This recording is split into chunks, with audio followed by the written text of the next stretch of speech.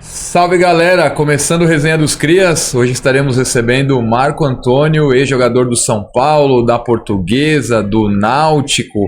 O homem rodou um pouquinho e gostava de fazer gol, viu?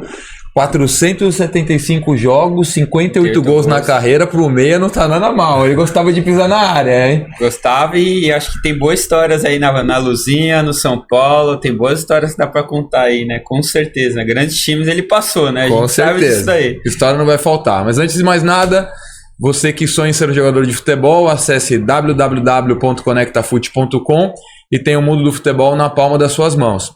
Tem acesso a clubes de futebol, escolinhas, projetos sociais, agentes FIFA e CBF e também a profissionais que ajudarão você a alavancar a sua carreira, beleza? @ConectaFute no Instagram, tá lá na bio, acesse o site e faça o seu cadastro. Boa noite, Diegones. Boa noite. Tudo bem? Tudo ótimo. Fazia tempo, hein, que não tinha essa dupla, essa tabelinha. Essa tabelinha. Só fica de férias, pô, só férias. Só férias, o homem ganhou dinheiro, ganhou na loteria e não contou pra ninguém, Sonico. Quem dera. Tamo na luta. Deus me livre, mas quem me dera. Né? Mas vamos falar das nossas redes sociais. Sigam o nosso Instagram, @castdoscrias. Vão no canal do YouTube, se inscrevam no canal, ative o sininho, porrada no peito do like. E vamos que vamos, né, Tonico? Vambora, vamos nessa. A resenha vai ser boa, hein? Vindo aqui mais um, né? Que passou pela nossa querida Luzinha. Já trouxemos o Rock, já trouxemos o Tico. E agora o Marco Antônio, o vulgo Chave Antônio. Jorginho Cantinflas, que acho que foi seu treinador depois. E vulgo Chave Antônio, né? Aquele timaço de 2011, né? A Barcelusa. Muito obrigado. Valeu, eu que agradeço. Um prazer estar aqui. Obrigado pelo convite. É sempre um prazer estar falando da carreira. Cara, vocês estão falando de Luzinha, cara. Eu tenho uma história curiosa, engraçada. Bora lá. O dia que eu acertei com a Portuguesa, aí eu fui num bar de um amigo lá no Tatuapé. E aí cheguei, ele falou: e aí, meu, tal, você vai pra onde, né? Eu tava saindo do Vitória da Bahia, você vai pra onde? Eu falei: cara, acabei de acertar na Lusa. Aí ele: sério, pô, top, tem um cara aqui, torcedor da Leões e tal, chega aí, deixa eu te apresentar ele. Aí fui na mesa, cara. E aí fui na mesa do cara, aí ó, tá o Marco, tal, apresentou. Aí ele falou, aí esse meu parceiro falou: ele acabou de acertar lá na Luz e tal. Ele falou: é mesmo, você acertou lá? Eu falei: mano, acabei de fechar lá na Luzinha. Aí ele fez assim, fechou a cara, mano. Falou: por que Luzinha, mano? Aí eu falei: não, cara, pô. Jeito carinhoso, né? Jeito carinhoso. Ele falou: mano, você fala São Paulinho, Corintinha, Palmeiras. Aí você já falou: e eu achei que ele tava brincando, cara. Aí ri, ele falou: não, pô, não é pra rir, não. Tem que ter respeito e tal. Eu falei: caramba, velho. Já começou um cartão de... cartão de boas-vindas. Hoje ele é meu parceiro, Nelsinho, meu parceiro. Galera ali torce pra Portuguesa, um monte mora ali onde eu moro, no Tatuapé. E, cara, pô, eu fiquei... Caraca, é isso mesmo? Aí vocês falaram 2 vezes Luzinha, me veio na cabeça. Desculpa, galera. Nada não, é o carinho. É isso, é o carinho com a Lusa. Exato. É o carinho com a Lusa. Tem muita história. Cara, já vamos começar então de Lusa, pra quebrar o gelo. Desculpa, é Lusa. Você foi eleito, você tá lá pela Portuguesa, né? Como no meio campo de todos os tempos, você estava lá. Cara, como foi essa passagem pela Portuguesa? O que representou a Portuguesa na sua carreira? Cara, de verdade, a Portuguesa foi meio que um divisor de águas, assim, na minha vida, né? Porque eu saí do Vitória da Bahia em 2000, fiz 2008 no Vitória, jogando a Série A, e aí tinha uma possibilidade em 2009 de ir para o Santos através de uma negociação que ia envolver um empresário. Não era o meu empresário, então ia ser uma operação meio casada, e para 1 ano de contrato. E o meu empresário à época falou: cara, a Portuguesa te procurou, vamos fazer o seguinte, a gente passa no Canindé, ouve a proposta dos caras, se não gostar a gente vai até Santos e vê qual é, e se reúne lá com o empresário. E aí a gente sentou ali no Canindé, cara, e sabe quando você entra e se sente em casa, assim, um ambiente... Pô, a Portuguesa é uma delícia de jogar, cara, assim, estádio bem localizado, galera que trabalha lá, acolhedora, o clube é familiar, assim, sabe, você se sente bem lá. E aí fizeram uma proposta de 3 anos de contrato, os caras queriam me comprar e com um projeto pra mim, assim, eu falei: pô, peraí, acho que eu não quero nem ir pra Santos ver, ia ser uma operação de empresário, não era nem uma coisa do clube, era uma situação diferente. E, pô, aí foi, assim, foram 3 anos lá dentro, o último ano coroou com o título brasileiro. Mas foram 3 anos de muito aprendizado, assim, cara. Foi uma troca muito maneira. 2 anos batendo na trave e vivenciando o clube até de quebra de paradigmas, assim, que os caras tinham muitas vezes uma coisa de, pô, é sempre assim com a gente, é sempre sofrido, sempre tem que ser desse jeito. E esse trabalho bem próximo, assim, foi um dos clubes onde eu comecei a ter a maturidade de meio que ser um filtro, assim, né, da treinador, o jogador, diretoria. Os caras da diretoria gostavam de mim pra caramba, então vira e mexe a gente sentava pra conversar. Então foi uma troca muito maneira, e o último ano coroou, assim, absurdamente com o título, com a campanha em si. Um daqueles anos da carreira que você lembra que deu liga, assim, que encaixou o trabalho, tudo deu certo. Foi muito maneiro, muito com legal. Grandes jogadores na época. A Portuguesa tinha sempre grupos muito bons, jogadores, revelava muitos jogadores bons, né? Os 3 anos que eu passei, tinha uma cultura de... Cara, eu conheci, assim, jogadores, trabalhamos juntos, caras que tinham passado em grandes times, assim, né? E que estavam ali porque gostavam do clube, era uma aposta da Portuguesa. Em 2011, quando o Jorginho chegou, ele meio que quis fazer o caminho inverso, assim. Eu vou apostar numa molecada com fome, que eu vou botar pra correr e que vai dar certo, e vou tirar alguns caras que passaram em outros times grandes, talvez porque a abordagem vai ser diferente e tal. Então, depois do Campeonato Paulista, nós tivemos acho que 40 dias pro Brasileiro. Nos 2 outros anos que eu tinha jogado lá, a gente entrava de férias, 1 semana, e era o período de reformulação. Voltava de uma semana de férias, quem tinha que sair já teria saído, quem tinha que chegar. E nesse ano a gente saiu para o São Paulo no domingo, nas quartas de final do Paulistão. Na segunda-feira reapresentou, e a gente achando que ia dar férias e tal. Começou uma intertemporada, velho. Então já botou o tênis, era o Jorginho, o Omar e o Anderson Lima. Cara, e vamos começar uma pré-temporada, porque daqui 40 dias começa o Brasileiro, e as reformulações foram sendo feitas assim... com o carro andando, foi trocando o pneu com o carro andando mesmo. E deu liga, cara. Encaixou de um jeito assim. O time comprou a ideia do Jorginho. Primeiro jogo do Brasileiro, 4-0 no Náutico em casa. Sabe aquela coisa de consolidar assim, pô, vale a pena acreditar no trabalho. Todo esse tempo sobrou em campo fisicamente. Jogada ensaiada de falta, saiu o gol. Sabe aquelas coisas assim, cara, vale a pena. Vale a pena, Vamos comprar a ideia que vai dar certo. E aí, pô, nadamos de braçada, assim, mesmo no meio do campeonato, acho que ficamos 6 jogos sem ganhar e não perdeu a liderança, sabe? Aquelas coisas, aqueles anos especiais, assim, na carreira. Foi maneiro demais. Cara, como a relação com a torcida da Portuguesa? É uma torcida sempre fervorosa, talvez não tão numerosa, mas tem a pressão ali no dia a dia, uma torcida super presente também. Você sentia isso? Você que tinha passado já pelo São Paulo muitos anos, né? Muito, porque... Ali no Canindé, como é isso? É bem acolhedor, cara. O contato é muito próximo, assim, com os caras, né? E você acaba encontrando os caras direto, né? E aí, nos 2 primeiros anos, tinha muito essa cobrança, tinha essa história. Faixa de ponta cabeça, leões e tal. Só que nesse ano de 2011, a gente começou a meio que cultivar uma parada lá dentro de que, cara, não são só os jogadores sozinhos que vão fazer a parada andar. Não é só a comissão, não é só a diretoria... E nem só vocês cobrando. Então vamos achar um jeito de fazer uma sinergia aqui em prol do clube, cara. Eu vou embora amanhã, o treinador vai embora, a diretoria muda. E vocês, o clube de vocês fica. Então vamos tentar, né, unir dar um jeito de todo mundo caminhar, vocês entenderem qual é o trabalho do treinador, entender o momento de alguns jogadores e tal. Só que como o ano caminhou muito...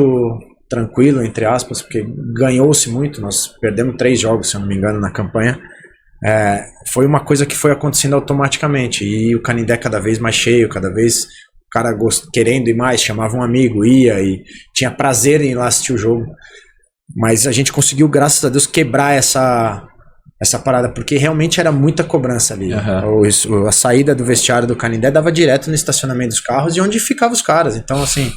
Você saía para encontrar a família e tava no meio dos caras, Então, assim, foi um ano... Esse ano, 2011, foi especial por isso, mas 9 e 10 teve sim esses embates, essas discussões.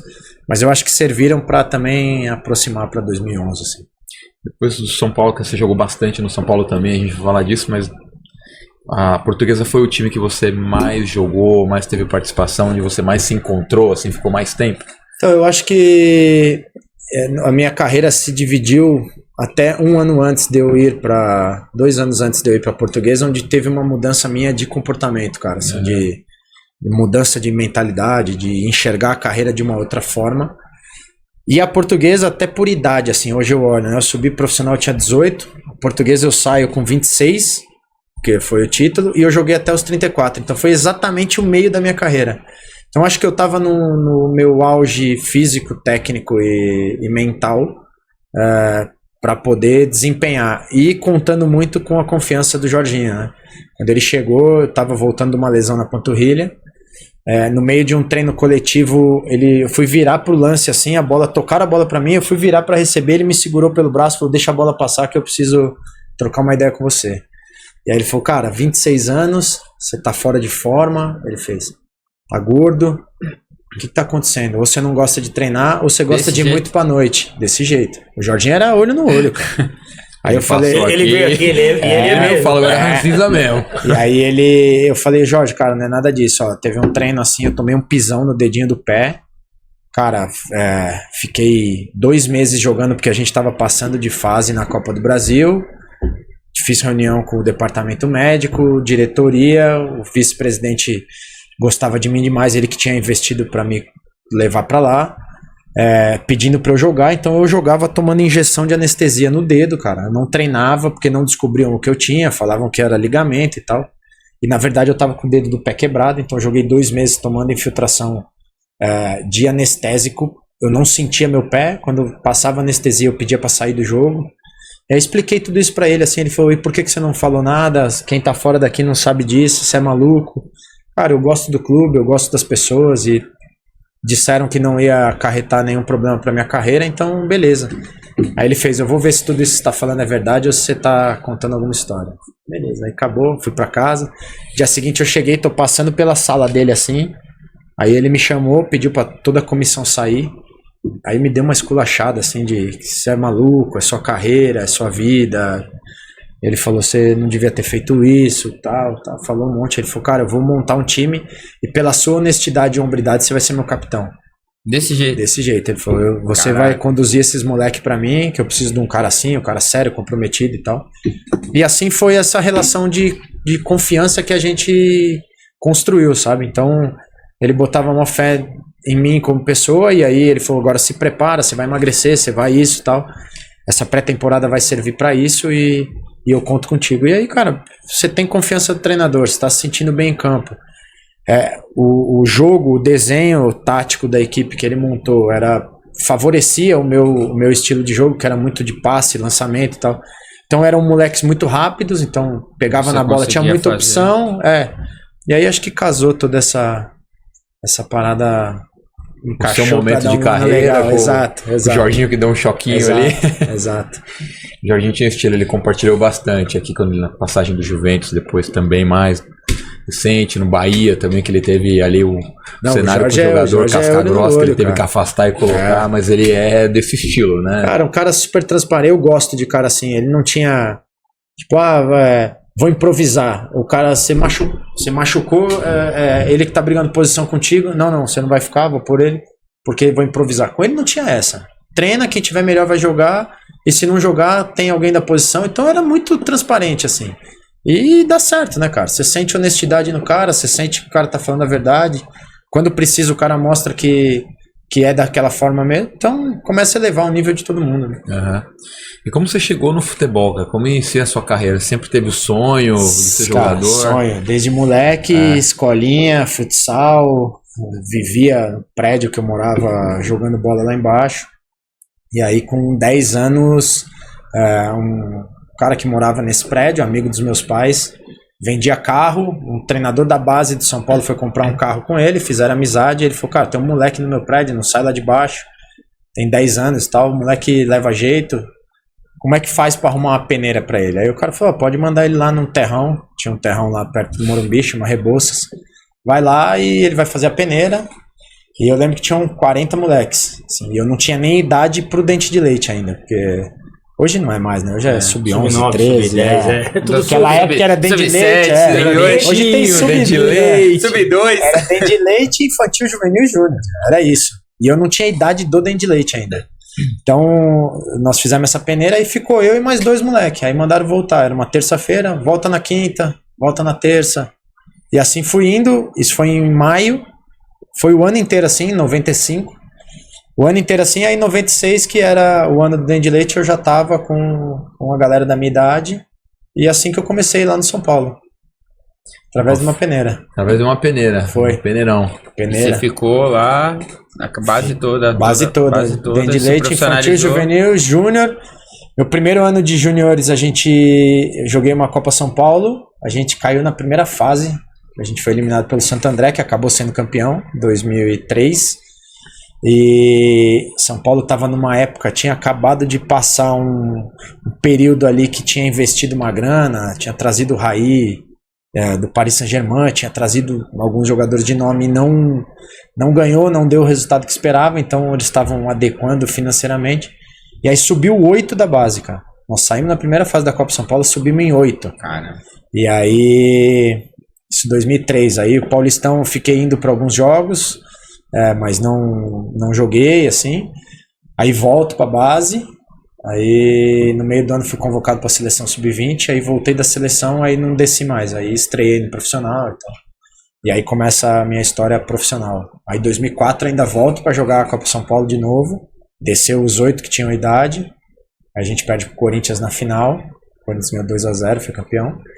E aí dali começa a minha trajetória. Aí eu saio emprestado, aí começo a rodar por esses 12 clubes aí, 2005 é o seu principal ano no São Paulo, né? 2005 eu passo 2004 no Náutico, fui emprestado depois da taça, fui pro Náutico, fui campeão pernambucano lá, aí final do ano eu volto, o Leão treinador, aí 2005 fui bem aproveitado assim, até Libertadores. Fomos campeão paulista, campeão da Libertadores, depois da Libertadores São Paulo traz o Richarlison e me envolveram na troca, aí fui pro Santo André, emprestado, perdi a chance de ir pro Mundial e dei uma desanimada na carreira, assim, foi o ano que tava numa expectativa, campeão Libertadores e tal, Mundial, e aí me vi envolvido numa troca, eu não queria ir, fui meio que obrigado a ir, se não for vai treinar separado e tal, e aí eu desanimei, assim, cara, aí não bebia, comecei a beber, ia treinar, balada, ia treinar direto, desandou, assim, tanto que eu fui pro Santo André, não consegui jogar direito, cabeça longe, e aí eu demoro uns 3 anos pra recuperar minha carreira, cara. É mesmo?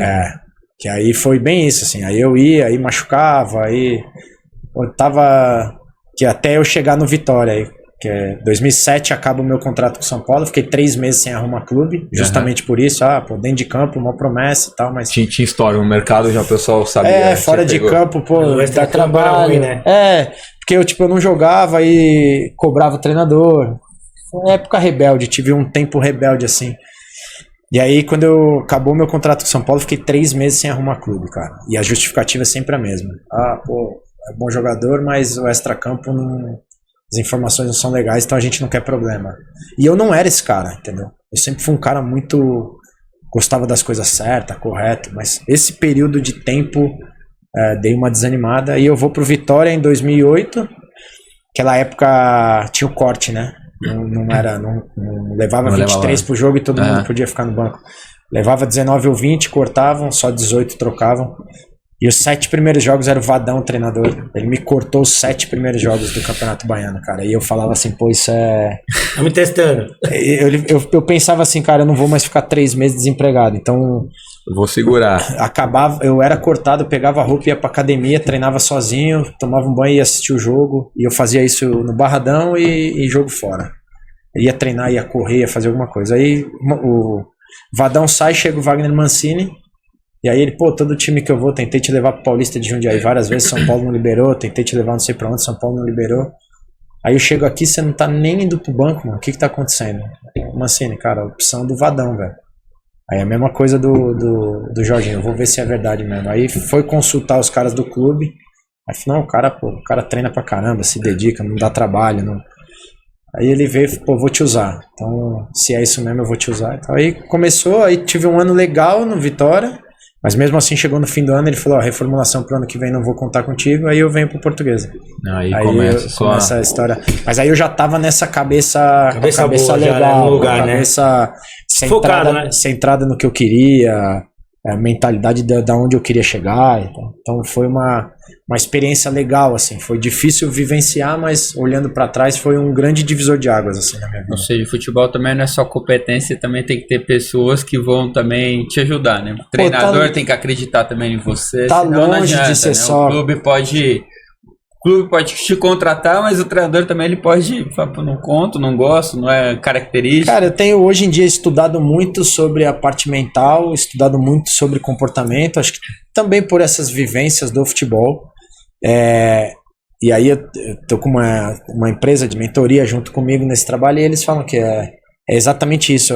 A pessoa é contratada pelo que fez e não é utilizado, é mandado embora pelo comportamento. Então baseia muito nisso. Eu vou trazer o cara porque, nos outros clubes ele jogou bem, mas como é que é esse cara?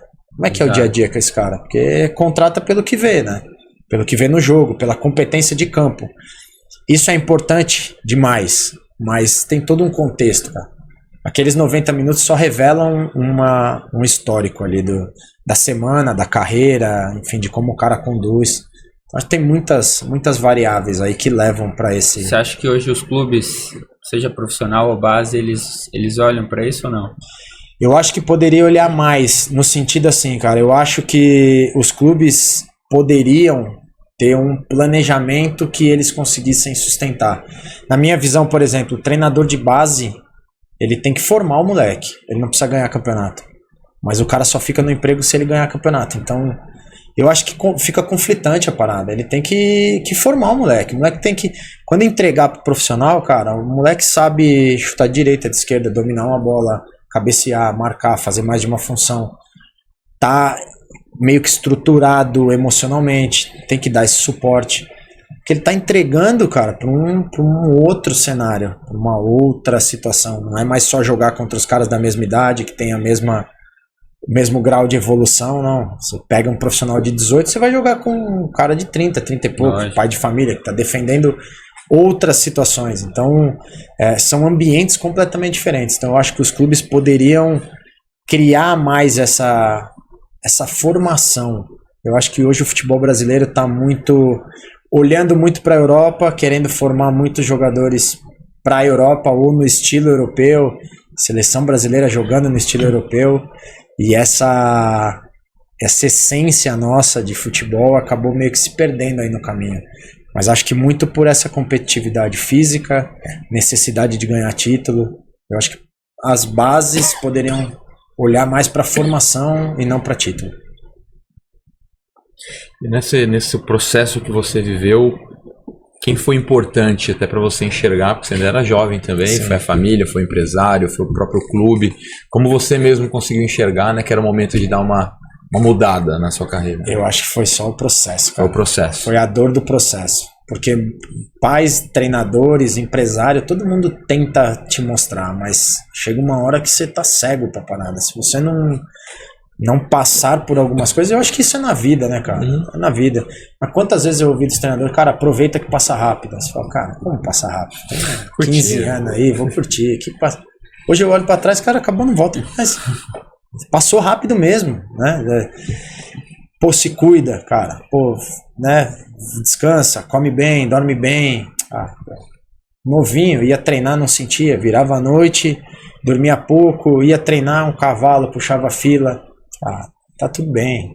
E não tá tudo bem, não é assim, né? Então acho que foi batendo cabeça, quebrando a cara mesmo, que destravou essa parada de, opa, peraí, 3 meses sem clube, pô. Achei que, né, que quando eu saísse do São Paulo ia ter várias oportunidades, não é bem assim. Então, ou eu mudo ou minha carreira vai por água abaixo.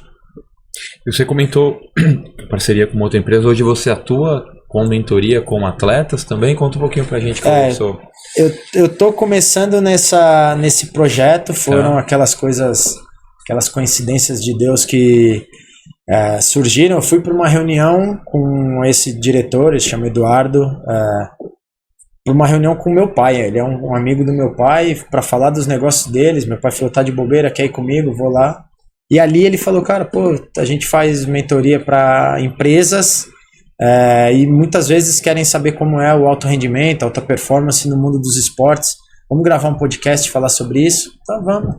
Aí no podcast, cara, muita coisa que é falada dentro de empresa é o que a gente vive no esporte. Sim, claro. Você volta pro ser humano, não tem, né?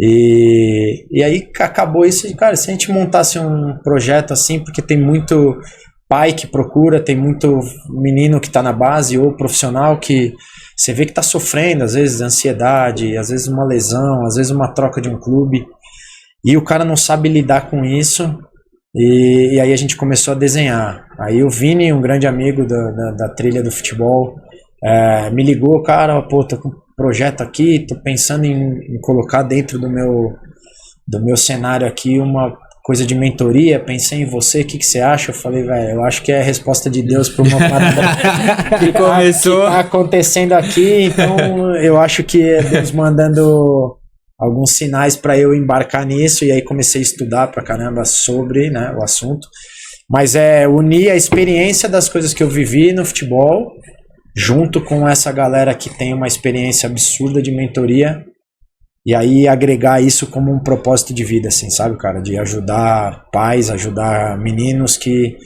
muitas vezes não fazem a menor noção do que vão passar na carreira. Então, assim, quero ser jogador, mas o que é isso, cara? Como é isso?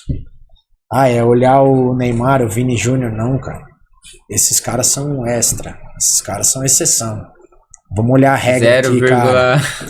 0,0 não sei quanto, mas é o funil, né, cara? É o topo da pirâmide ali, são os caras, né? E é bonito, e aí, cara, a família já olha esse menino como é o salvador da pátria, o caminho é esse aí. E, cara, às vezes é um menino, uma pressão em cima às de vezes 13 é um menino anos, de né, 10, 12, 13 anos, cara, já com uma responsabilidade de ter que dar certo pra salvar a vida da família. Muda de cidade, muda de estado. A cabeça desse moleque, a cabeça desse pai, sabe? Então a gente começou a desenhar esse cenário para poder dar esse suporte. Você vai resolver o problema dos caras? Não, mas é trazer uma luz do que pode acontecer e talvez antecipar algumas pedras ali que eles possam tropeçar. E o grande ideal é elevar o nível individual de cada um para o máximo que ele conseguir. Cara, cheguei no meu máximo, mas tem N variáveis, não vou conseguir me tornar um atleta. Mas vou usar tudo isso aqui que eu aprendi, que eu elevei, e vou ser qualquer coisa, cara.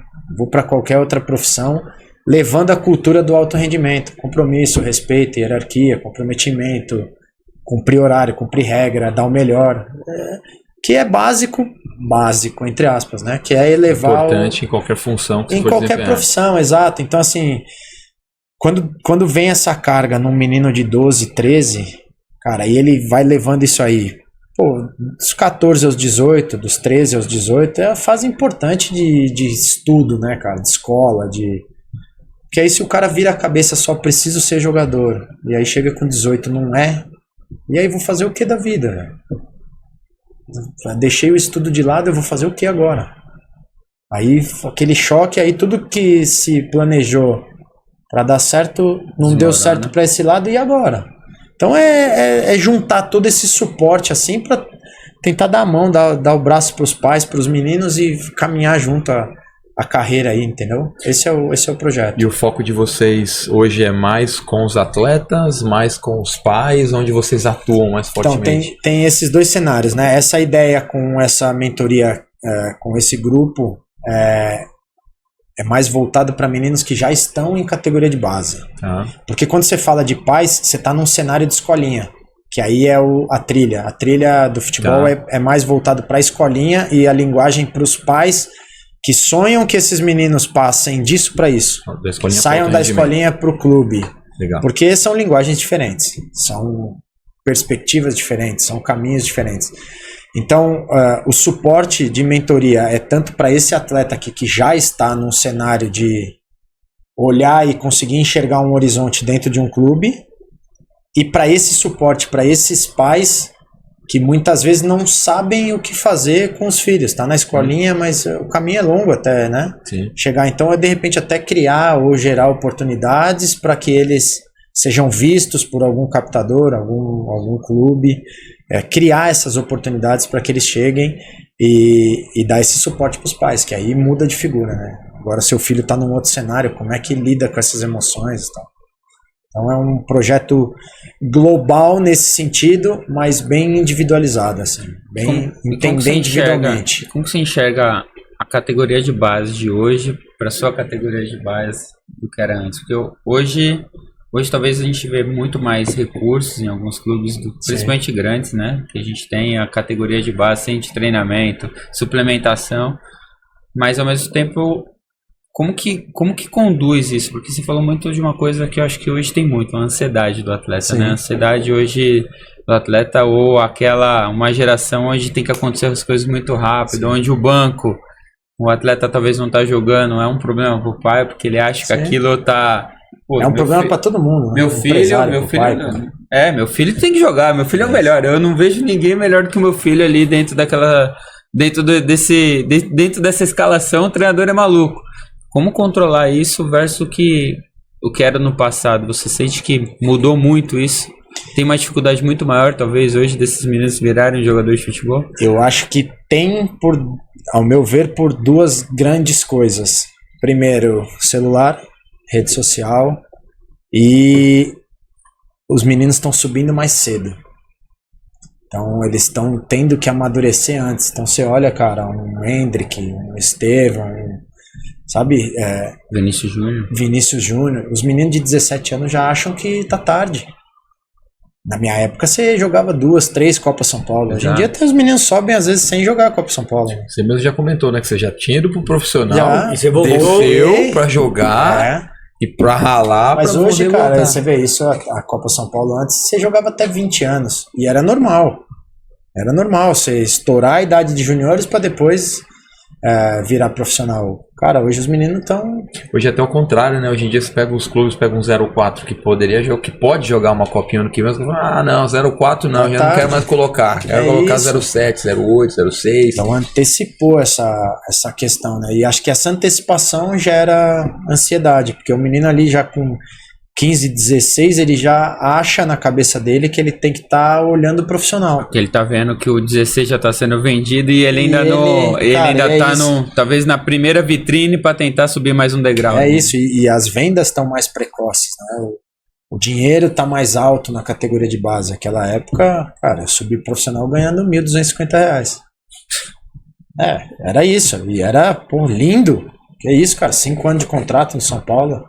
Era isso. Hoje, com a mudança da lei, com a dificuldade dos clubes em segurar esses meninos, o poder financeiro está falando muito alto. Empresário já muito mais... Você tem que fazer isso. É uma manobra natural do futebol, senão você não consegue segurar o menino que você investiu um bom tempo. Mas aí você... É a faca de 2 gumes ali, né, cara? Você precisa fazer para segurar, mas o menino tá lidando como com esse ganho, né? Com essa expectativa em cima dele. Como é que ele aqui no São Paulo, com o Palmeiras foi mais ou menos isso. O São Paulo não quis fazer uma aposta mais de investimento. O Palmeiras vem pra cá, eu te ofereço mais, te agrado mais. Pai vem trabalhar aqui dentro do Palmeiras e ele acabou ficando. Então, mas aí eu te devolvo a pergunta assim, cara. Se ele não tivesse no Palmeiras, qualquer outro clube precisando de grana, porque o Palmeiras já estava numa situação confortável de grana. Claro. Teriam lançado ele antes ou não? Não. Teria. Com certeza. Lançado ele antes. Claro. Quando o Abel fala pra ele assim, vai pra Disney, qualquer outro clube tinha colocado ele jogando Paulista. O Alexandre Pato fez isso no Inter, né? Quando ele foi lançado... Então assim, você vê... Pegou no momento que o time tá estruturado. Se não, podia pôr a carreira desse menino... Não tô comparando o talento pra nada, né? Mas é o que o Santos fez com o Ângelo, por exemplo, quando subiu ele com 16 anos e o moleque era cobrado porque não rendia, porque tinha muita deficiência, mas na ânsia de vender continuava insistindo. Só fazer dinheiro, né? O Marcos Leonardo subiu muito cedo, então tem jogador que tem muito potencial, mas vão queimando as etapas, né? O Corinthians com o Wesley começou com tudo, depois, claro, tem cobrança, só profissional muito novinho, ninguém quer saber se você tem 15, 16, tá no profissional, né? E aí começa a oscilar e a carga vai em cima do moleque. Não tem certo ou errado aí, né? Ausente de julgamento. Claro, Porque o clube precisa e é do negócio, é do jogo. Mas do que a gente tá falando aqui, vamos olhar pra esse moleque, cara. Como é que é essa expectativa dentro da cabeça de um garoto de 16 anos, cara? E agora no Real Madrid, né? Como que fica o looping? Como é que tá a cabeça desse menino? E ele, não o conheço, mas pelas entrevistas e tal, menino muito centrado, posicionado, né? E corresponde, né? Porque ele entra, a bola cai, ele faz gol. Ele jogou 15 minutos. Ele caiu. E não deu passo pro Mbappé nem pro Vini Júnior. Falando, isso aqui é meu. O Mbappé já tava reclamando. Se não entra aquela bola, então, mas é isso que eu ia falar. Tem a sorte conspirando muito a favor do cara, né? Porque é a mão do criador, cara. Vai, menino. O Mbappé ele faz sinal pra reclamar e depois ele... Tem uma câmera de trás do gol que filma, cara. O time inteiro, a hora que ele chuta, os caras... Exato. Ele nem ajeitou pra chutar. Nem o goleiro adversário entendeu. O goleiro adversário não tava esperando. É estrela, irmão. Estrela não se brinca. Com os escolhidos não se brinca aí. Mas mesmo dentro disso aí, pra ele ajeitar e chutar dali é porque ele tá com a cabeça muito tranquila. Porque se é um menino pressionado, ele jamais chutaria. Vini Júnior e Mbappé, ele jamais chutaria a bola pro gol. A responsabilidade de tocar a bola pros caras. Se vê que ele é um menino diferente, é exceção, né, cara? Esses caras, não dá pra olhar pra eles que eles são exceção. A gente tem que cuidar da regra. A exceção tem que ser tratada como exceção, não tem jeito. Você jogou com algum desses ETs aí? Quem foi o Kaká. Kaká foi um ET. E o Kaká era banco, né? O Kaká foi um achado, não, né? Não era uma achada. Na época tinham 3 que jogavam mais. A geração antes dele era um absurdo, cara. Os caras ganharam tudo na base de São Paulo. Tinham 3 caras, Renatinho, Arisson e o Oliveira, que eram eram as joias. Eram as joias do momento. O Kaká era mais novo, 1 ou 2 anos que esses meninos. E o time juniores vai viajar para a Suíça fazer um torneio e o Kaká fica no Brasil, cara. E aí ligam na base, pede o Arisson, pede o Renatinho, pede o Oliveira. E não tem ninguém, era o Vadão, o treinador, manda o Kaká. E aí o Kaká vai, o Kaká tinha muita qualidade, mas ele era franzino, ele era magro e tal, mas ele era muito técnico, assim. E aí o Vadão se encanta por ele. E aí tem de novo a estrela, bota ele numa final do Rio-São Paulo. Ele mete faz 3, né? Faz 2, né? O Botafogo tava ganhando de 1-0. Levei esse garotinho pra ver se foi a primeira vez que eu fui no estádio. Foi nesse isso, e o São Paulo seria campeão se perdesse o jogo. Exato. Só que ele entra e faz 2 gols. Campeão tinha o lance no dia seguinte, campeão. Aí os caras voltaram da Suíça. Manda os caras, não. Agora e é interessante, né? Porque o Arisson, Deus, né, todo mundo falava que o Arisson era fora da curva. E se você pegar a história do Arisson, o Arisson não teve uma carreira. Não teve uma continuidade tão grande como todo mundo imaginava. Todo mundo imaginava que ele seria o cara realmente muito, muito, muito fora da curva. Né? E o Kaká que brilhou. Né? A gente tem vários que não viram. Né? Você pega o Lulinha, né? O Lulinha. Muitos gols na base. Mas chegou no profissional, cadê o Lulinha? Sumiu. É que aí rodou. É de tudo isso que nós estamos falando, né? E de novo a gente volta pro lado emocional, né, cara? Toda expectativa assim vai gerar uma frustração, né? Quem criou expectativa em cima desses caras nem foram eles, né? Tipo, o Arisson, o Lulinha, os caras estavam fazendo o trabalho deles, mas eram vistos como... Fizeram até... O Arisson fez carreira no Japão e tudo, o Lulinha também fez uma carreira legal... Mas é que a projeção era. Atingiu a expectativa. A projeção era. Isso que eu quis dizer. A projeção era muito mais. É o problema, né? A projeção era muito maior, com certeza. É que as pessoas querem fazer assim sempre a comparação, né? Então, o Estevão chegando agora é um jogador maravilhoso. Fala, é o novo Neymar! É o novo Precisa Neymar. achar um comparativo. Esperamos que seja realmente o novo Neymar, mas dá um pouco de paciência, né? Calma. Hoje já tem a comparação muito, né? Os números, a quantidade de jogos. Com 17 anos o Neymar, o Estevão já faz a mesma coisa. Então é uma comparação que realmente já... Mas é uma exceção também, né? Vamos uma exceção. O menino que ele joga, o que ele... Eu também tá com a cabeça boa, né? A forma como ele conduz a situação. Faz tempo que a gente não viu alguém fazer isso aqui no futebol brasileiro, do jeito que ele faz, né? Tão bem, o jeito que ele dribla.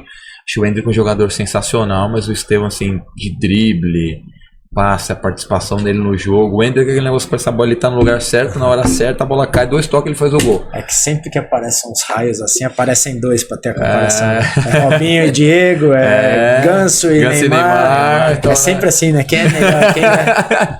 Sempre tem a cai um raio, vem 2, né? Vem 2. 2 cracassos. Que bom, né? E no mesmo time. Bom pro Brasil, né? Você mencionou todos no mesmo time, não é que caiu no Corinthians e no Palmeiras, né? Sempre os 2. Você comentou das redes sociais. Hoje você acha que você que viveu aquela época e hoje tem contato com os atletas, além da parte de distração e tudo mais, nessa parte mental também, é mais difícil controlar hoje pelo que a própria rede social causa? Você acompanhava a reportagem naquela época? Você sabia o que acontecia? Mas era diferente, né? Não era tão rápido o acesso assim, né? Eu acho que a velocidade da internet deixa o mundo mais ansioso, né? Você pega a minha filha pequena, se demora um pouquinho pra conectar, já fica desesperada batendo no telefone. Ansiedade, né, cara?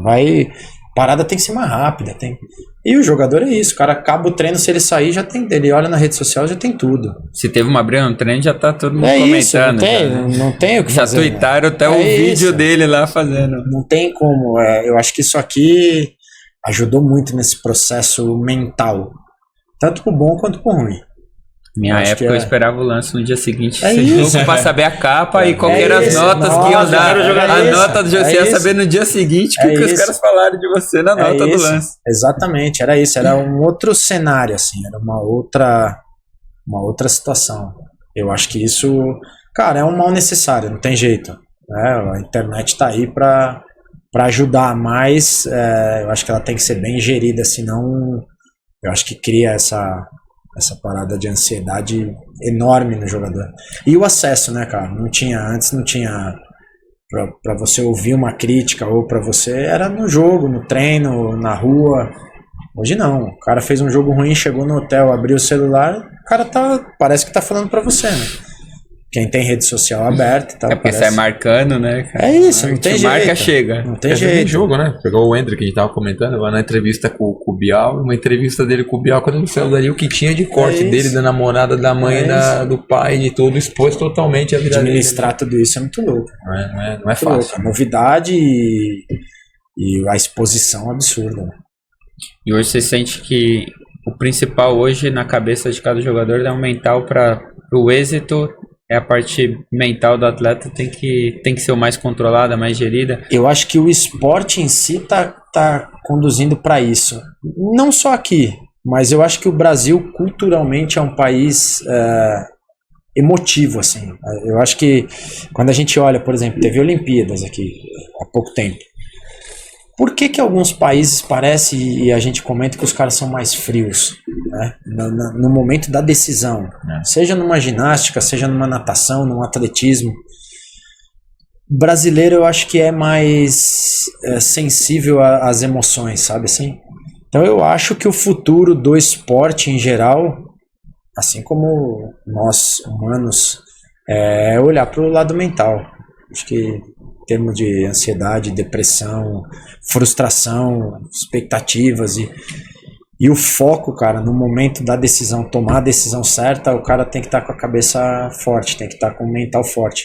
Então eu acho que o futuro do esporte em geral vai estar atrelado a isso, sem sombra de dúvida. Os americanos, né, mostram muito isso, né, esse controle até o final ali. Tem toda a preparação, investimento e tudo mais, mas na hora da decisão eles são muito frios ali, mantém a concentração até o final. E casos dessas exceções, aquela Simone Biles, tá? Se afastou um tempo, porque sentia pressão, depressão. As últimas Olimpíadas. Então, cara, mas aí você vê a menina passou por isso, aí faz um trabalho, volta e volta como se ela nunca tivesse parado, né? É muito louco. Volta ainda mais forte. Volta ainda mais forte. Uma força mental enorme, assim.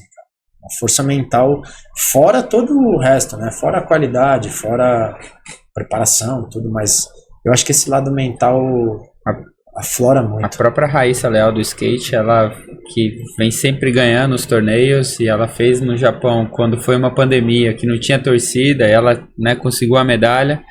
E nessas Olimpíadas que teve a torcida, que ela já chega com a favorita, né? Porque todo mundo já falava, o ouro é dela, e ela comete alguns erros e ela fala, eu senti quando o calor da torcida me atrapalhou, psicologicamente eu me deixei levar por aquilo, eu errei, cometi alguns erros, depois consegui recuperar, e é muito curioso, né? Porque as japonesas o controle emocional dos japoneses sempre o mesmo, e agora recentemente ela fez uma nova competição mundial, mundial, E ela bateu, acho que tinha 7 japoneses.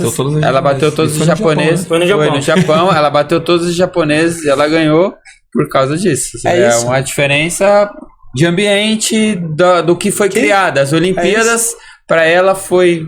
eu sonhei tanto com ouro, eu desejei tanto ouro e não veio o ouro. Tá na cabeça, né, cara? Tá na no cabeça. mental, o ambiente externo... E ela tirou a maior nota no Japão, ela tirou a maior nota do Japão do skate feminino foi dela. Quando tá focado o ambiente externo, cara.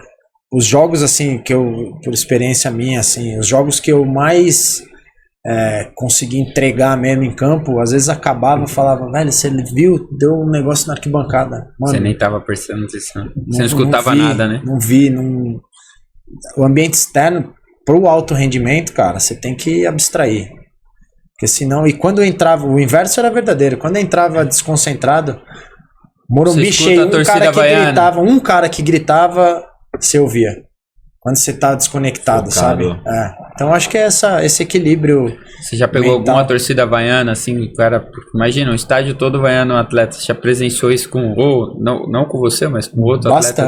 Bastante. O jogador, ele não consegue ter Aí é isso, precisa trabalhar e precisa ter essa força mental, senão o cara dispersa. Não tem jeito, é humano. Se o cara não tiver focado e com essa força mental bacana, é difícil, cara, você ir trabalhar com alguém, aí pega na bola e xinga e tal.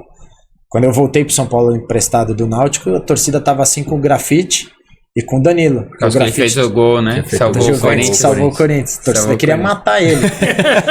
Só que o Leão entrou no vestiário, cara, num treino e falou assim, ó, você é o meu camisa 9, você é meu camisa 10, pode xingar, pode falar o que for, eu não vou tirar vocês. Eu vou resgatar vocês. E é isso. Pode errar, pode sair, eu não vou tirar vocês vão jogar 90 minutos.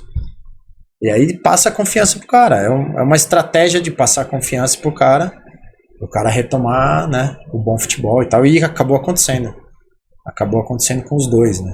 Exato. Você falou do Leão, você tava naquele time quando o Falcão chegou? Tava. Era a vaidade do Leão? Ou era o jogador do presidente? Honestamente, o Falcão é um fora da curva, assim, é absurdo. Mas o Leão tinha a parte tática envolvida, que ele cobrava muito jogar sem bola, ocupação de espaço. E o Falcão com a bola no pé era surreal, absurdo. Pode ter entrado essa situação de vaidade, cara, aí é muito pessoal dele dizer, não transparecia pra gente. Pra nós, pra mim particularmente, o que parecia era que o Leão queria algo além na parte sem bola. Que recompusesse mais rápido, fizesse um movimento para limpar um jogo. Futebol profissional tem muito disso, né? Não é simplesmente bola no pé, mas é fazer movimentos que abram espaço para outros caras e tal. Então eu acho que isso foi o entrave. Só que quando eu ia para jogo no Morumbi, se ele estivesse no banco, a torcida pedia. Então ele estava sempre pressionado a colocar. Então às vezes que ele tinha essa dúvida se colocaria o Falcão ou não, ele não levava pro jogo. E aí foi criando essa situação. Mas o Falcão é um absurdo. Mesmo vindo do salão, no campo... A bola no pé era um absurdo. No campo também. Não, espaço curto, 1 para 1 era... Não tinha como. Era espacinho, cara, surreal. E visão de jogo também. Surreal. Dá pra fazer um paralelo dele com um pouco do que passou com o Rames agora também, nesse sentido que os técnicos não colocavam ele, que habilidade ele tem, categoria ele tem. E tinha essa cobrança, né, pra colocar ele e não ia, às vezes ficava. Eu acho que o futebol aqui tá muito físico, né, cara? Muito físico, assim. E aí, olhando pro Rames, pelo menos olhando de fora, quando ele entrava, o ritmo do jogo do São Paulo diminuía, né? E ele, com o nome que tem, com o estilo de jogo, a bola tinha que passar no pé dele. Então, eu acho que acabava batendo muito nisso. E aí, o treinador tem que escolher, né, cara? Então, difícil, né? Você tem que optar por colocar, e aí vai ser um jogo mais cadenciado, porque ele tem a cultura de puxar todo o jogo para ele, para passar no pé dele. E às vezes o São Paulo jogava por um contra-ataque, jogava por uma esticada de bola. Então, não conflita, né, cara? A bola vai ter que passar no Rames, mas eu quero jogar em velocidade. Talvez o errado é quem contratou, que já sabia que o estilo era esse, a característica era essa. Agora tem que entender o porquê contratou, né? Às vezes contratou para segurar uma pressão, que é um cara de nome, vai vir e vai segurar a onda. Mas às vezes não consultou nem o treinador, nem sei lá talvez como é que você foi. pega um momento ali que no ano passado chegou a ganhar a Copa do Brasil, mas estava mal no Campeonato Brasileiro. Então é alguma forma de tentar trazer o nome de peso para tentar ofuscar o que estava acontecendo e que aí ganharam a Copa do Brasil e tudo mais, né? Mas É o que o Corinthians tá fazendo hoje, né? mas não Não O Corinthians tá foge fazendo hoje, muito. trazendo um cara de peso. O Depay pra Ver cortina de fumaça. Se o cara estourar, excelente. Mas não deixa de ser Se o cara estourar falou, eu tentei. Eu tentei. Um cara grande, né? A justificativa grande. tá pronta. É isso aí. Não deu certo, mas um cara de nome. Para mim, eu acho que eu tenho uma visão, acho que comparando assim, o Rames para mim, ele só quer jogar na Colômbia, né? Ele não se esforça o que ele se esforça na Colômbia. Para mim, eu acho que tem um pouco da diferença nesse Tanto que sentido. ele fez uma puta Copa América, né? E se você pegar ele, né? Ele foi para agora para um outro clube lá e ele não jogou nesse outro clube, ele jogou na Colômbia. Ele faz a mesma. E alguns outros clubes ele já vinha passando mais ou menos dessa forma. É jogador para treinar e chega na Colômbia, joga a Vera, mas quando ele volta, ele não volta. Vamos voltar um pouco para todo esse papo que a gente tá tendo. Eu acho que ele joga na Colômbia porque ele se sente à vontade. E ele sabe que os caras confiam nele. Ele sabe que os caras têm respeito por ele. Então ele chega lá e a autoestima dele... Com a Colômbia, ele sabe que ele é o cara. Faixa, né? Então, quando ele vem pra cá e é criticado e tem dúvida sobre o trabalho dele, às vezes ele mesmo se coloca em dúvida. Porque a gente acha, o Rames é um cara de nome, não vai sentir. O cara é um ser humano. Lógico. Ele ir trabalhar com alguém duvidando do trabalho dele... E a comissão, o Muricy cansava de falar, no treino ele faz coisas que ninguém nunca vê, mas ninguém nunca vê mesmo. Não colocava o cara pra jogar, né? E aí a gente ficava, poxa... Eu acho que ele chega na Colômbia, ele sabe que ele é o cara, os caras vão dar a bola pra ele, os caras confiam no trabalho dele, aí o futebol dele cresce. Eu acho que é mais pela confiança dele com a camisa da Colômbia do que outra coisa. Você trabalhou com o Jorginho, o Leão, só treinador bonzinho, né? Teve algum treinador que foi... Você já falou do Jorginho ali, mas alguém que foi inspiração pra você, alguém que te ensinou muito na sua formação? Cara, o cara que Sim, os melhores treinadores que eu peguei, Luxemburgo, peguei no Grêmio, absurdo. Todo mundo fala dele que vem aqui, né? Cara, enxergar jogo, palestra, substituição. A pré-eleição do cara é diferente ele mesmo, diferente, cara? É o que mais mudava jogo, assim, dos que você trabalhou? Cara, ele fazia palestra, o time dos caras vai entrar por aqui. E se deixasse entrar por ali onde ele falou, irmão, esquece. Esquece. Só que ele começava o jogo, os caras iam por ali. Impressionante, assim. A visão de jogo dele o jeito com que ele enxerga futebol é diferente. Trabalhei com o Autuori, que é a mesma linha, com um estilo extra-campo diferente, mas dentro de campo a mesma linha de trabalho.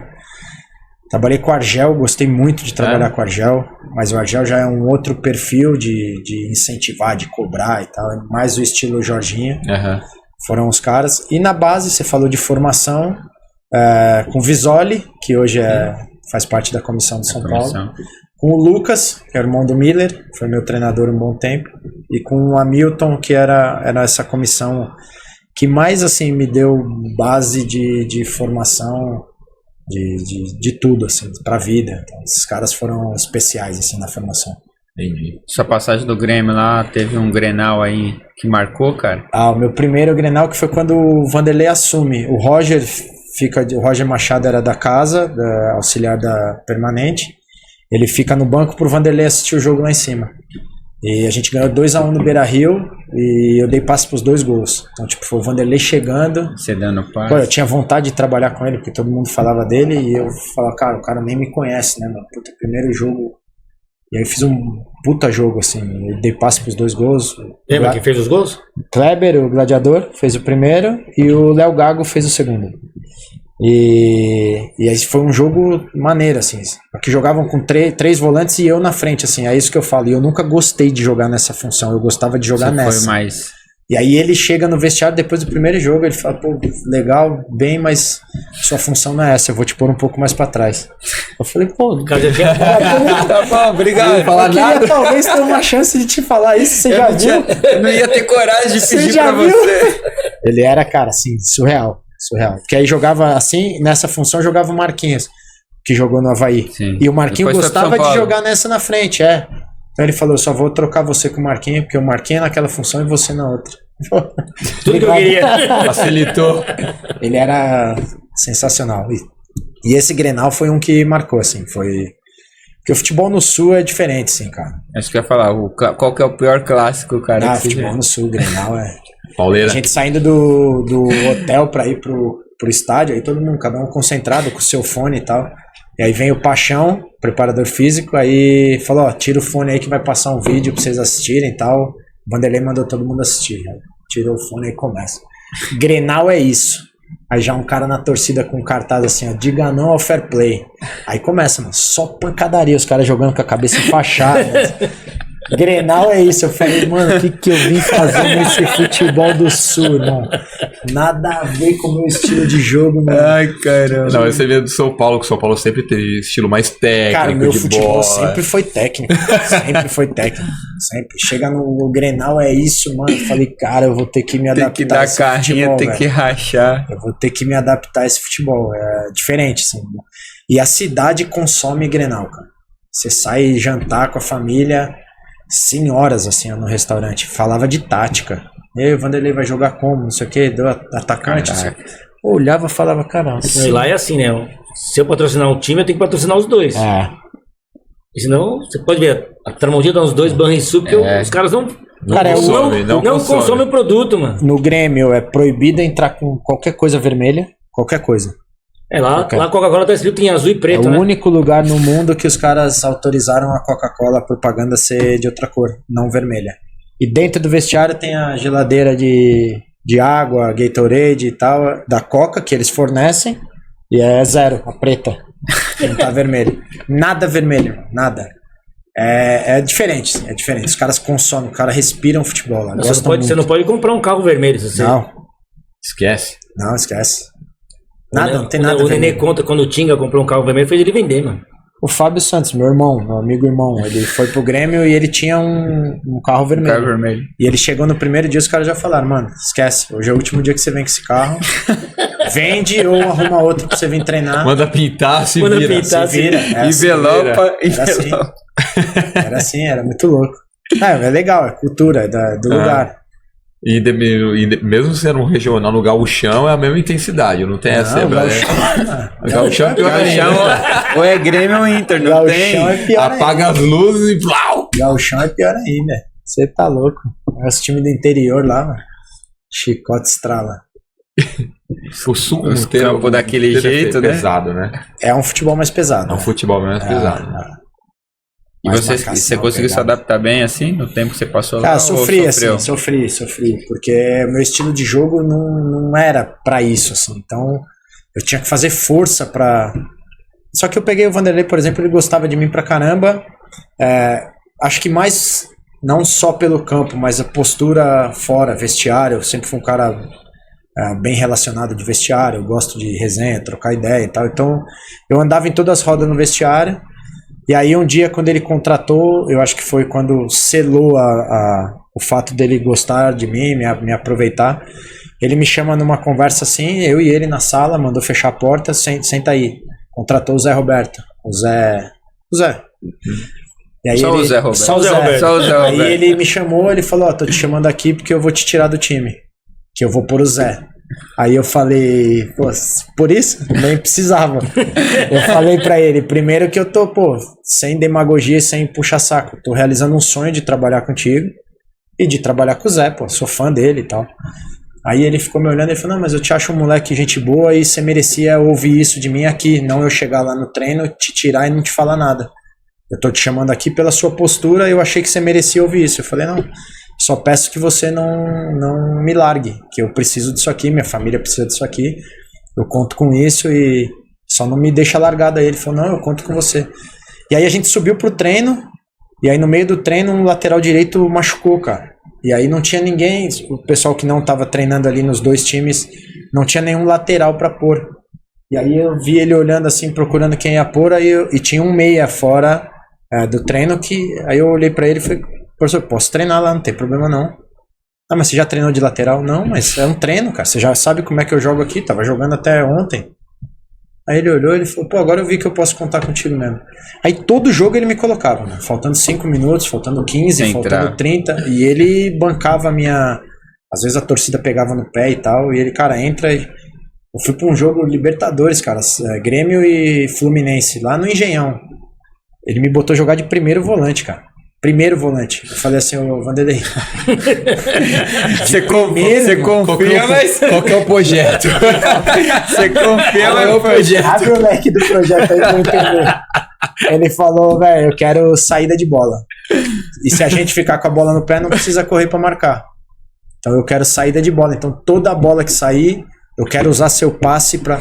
Foi um dos melhores jogos que eu fiz com a camisa do Grêmio, cara. A gente empatou com o Fluminense lá 2-2, mas, cara, o jogo assim, no nível, errei muito pouco, muito passe, tudo pra frente, achando os caras saindo, errei muito pouco no jogo, foi top, assim. E dele bancar.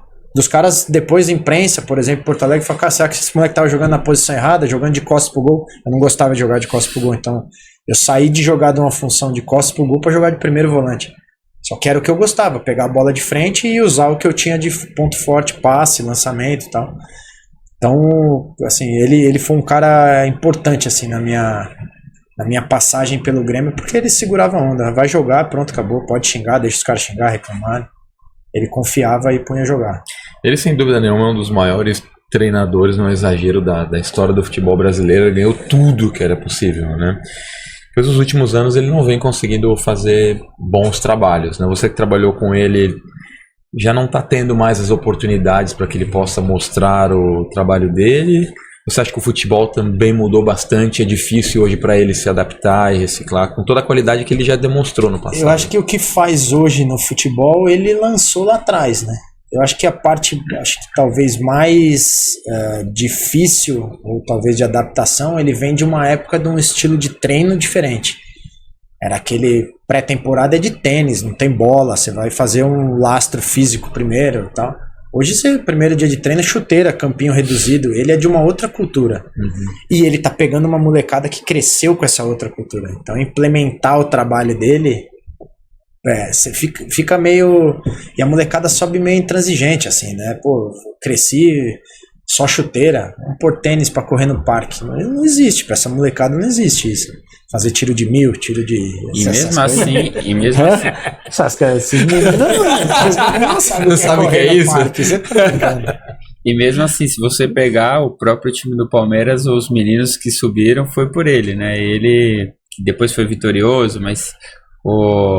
O próprio menino, o próprio Danilo, foi todos os meninos que teoricamente ele começou a colocar, Patrick de Paula, que depois acabou tá no Botafogo lá, machucou e tudo mais, mas ele tem esse bom olhar ainda, cara, né? E ele fala muito eu já acompanho alguns podcasts e ele fala que o Gabriel Menino, se jogasse de lateral, ele seria o lateral da seleção brasileira. Essa parada que ele tem, cara. Ele tem olho pra isso, cara. E o menino fez alguns lateral, chegou a ser convocado para a seleção, só que o menino hoje voltou a jogar no meio de campo. E ele falou, o Gabriel Menino, pela virtude, pela forma física que ele tem, ele seria o lateral direito da seleção fácil. Isso é o Vanderlei, cara. Isso é o resumo do Vanderlei. Ele olha um cara, faz essa função aqui para mim que você vai...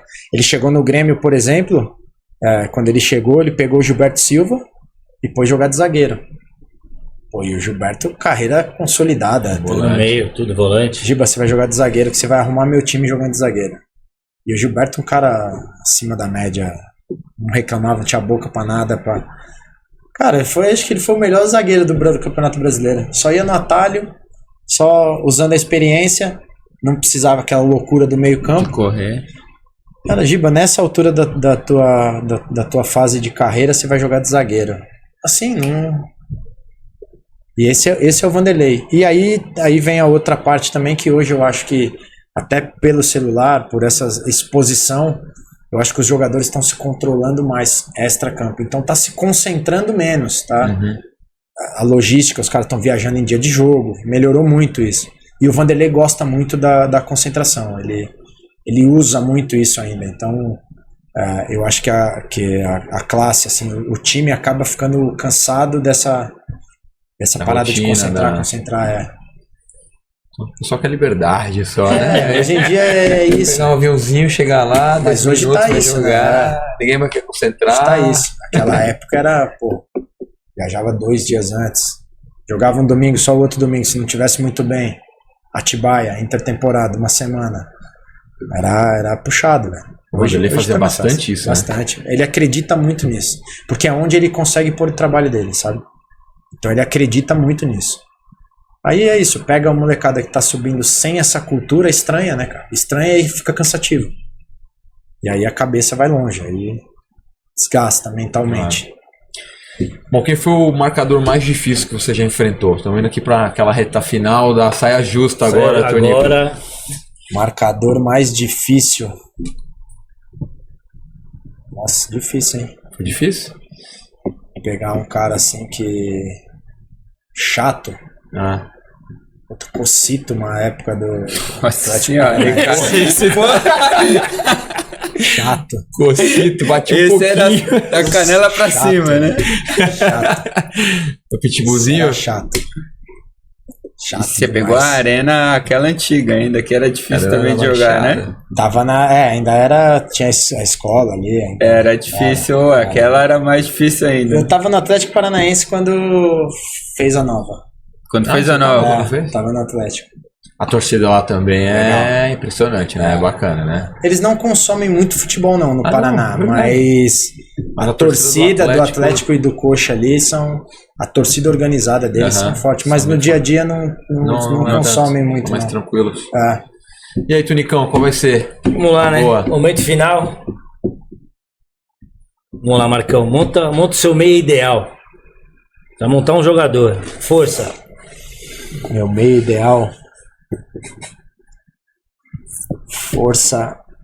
Pô, eu gosto. Assim, hoje não tá tão bem, mas Casemiro. Intensidade. Intensidade. Intensidade depende muito do jogo. do como vai ver. Mas a minha intensidade eu gostava muito de Modric, Kroos, esses caras que é a intensidade com a bola, não necessariamente correndo ali. Passe. Passe, chave. Você foi comparado com ele, né? Uma brincadeira de mau gosto. O Tonico só pega. Eu joguei contra esse cara no Catar, meu Deus do céu. Eu vi uma comparado foto com o sua. Thiago. Você... Eu corri 14 quilômetros pra gente empatar 0-0. Você tá brincando. Agilidade. Absurdo. Agilidade. Agilidade. Tem que ser meia? Não, é meio. Agilidade. Colocaria o Neymar, né? Na fase boa, Neymar. Finalização. É de todos os tempos? É, todos os Ronaldo. Visão de jogo. Visão de jogo. Um cara que eu joguei absurdo, Douglas. Douglas. Tá louco. Douglas Cachaça. Visão de jogo um absurdo.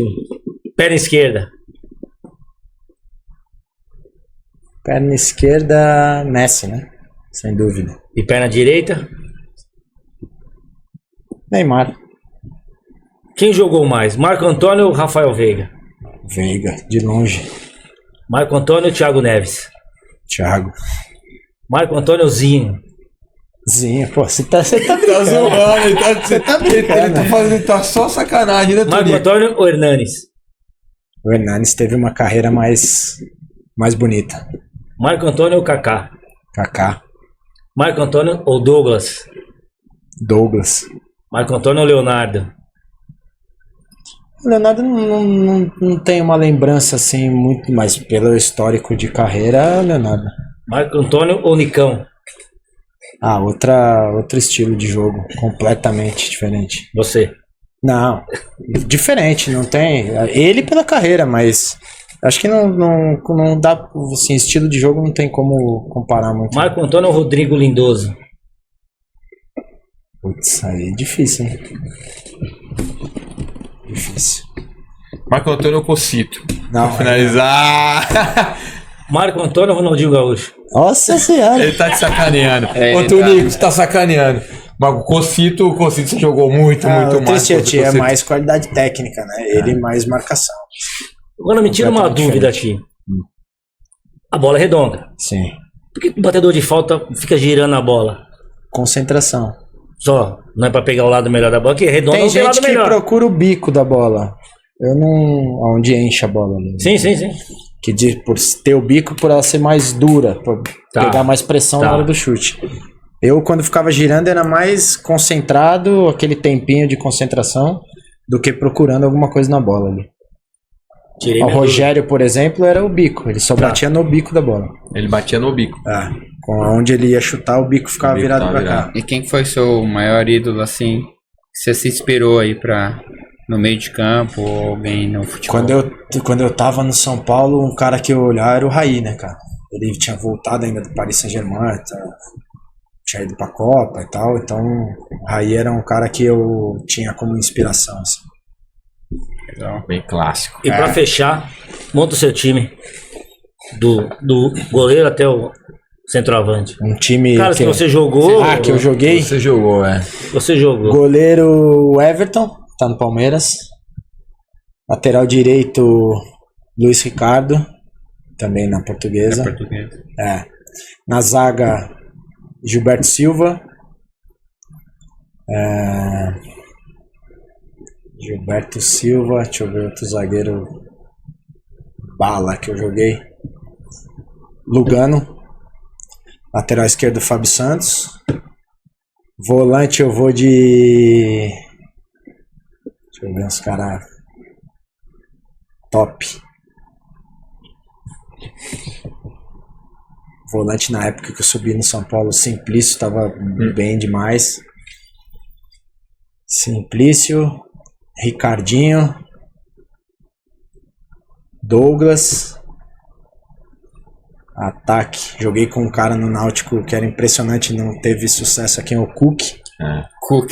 A movimentação dele é absurda. Fazia gol, hein? Já passou mais gente por aqui falando do Cook, foi o Thiago Gentil. Thiago Gentil. A movimentação dele é impressionante, Tubarão cara. falou, o Cook é meu melhor parceiro. Impressionante, cara. Quem mais que eu peguei bem? Diego Tardelli. Bem. Falta um, acho, né? Então. Entra nesse time aí, meu. Pega esse time Não, aí. deixa esse de fora. Tem muito cara bom. Fica de professor. Deixa eu de fora. Fica de professor. E o Kaká, né? E o Kaká. Bom. Excelente time. Muito bom time. Marcou, agradecer imensamente seu tempo, disponibilidade. Valeu, eu que agradeço. Já muito sucesso e parabéns pela carreira. Parabéns pelo trabalho que você vem fazendo aí na parte mental e compartilhar toda a experiência aí com a galera. Importante, a gente tem um público aí de jovens, meninos e meninas que tentam ser jogadores, pais também. Então, ótimo conteúdo aí pra galera. Valeu. Obrigado. Obrigadão, show de bola. Prazer. Obrigado, Marcos. Sucesso pra vocês. Quando eu precisar, tamo aí. Só contar. Valeu, obrigado. Valeu, Valeu galera. Obrigado. Valeu, tchau, tchau.